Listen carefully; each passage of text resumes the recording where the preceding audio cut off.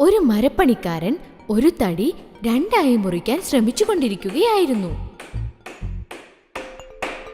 അദ്ദേഹം രാവിലെ മുതൽ ഉച്ചവരെ ജോലി ചെയ്തിട്ടും ആ തടിയുടെ പകുതി മാത്രം മുറിക്കാനേ സാധിച്ചുള്ളൂ.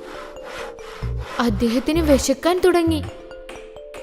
അദ്ദേഹം ആ മരത്തിന് നടുക്ക് ഒരാപ്പ് വെച്ചിട്ട് കഴിക്കാനായിട്ട് പോയി. ഈ സമയത്തൊരു കുരങ്ങൻ അദ്ദേഹത്തെ തന്നെ നോക്കിക്കൊണ്ടിരിക്കുകയായിരുന്നു. കുരങ്ങന് അതിനോടൊരു കൗതുകം തോന്നി.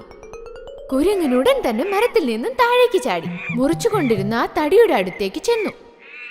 അതിൽ വെച്ചിരുന്ന ആ ആപ്പ് എടുക്കാനായി ശ്രമിച്ചു.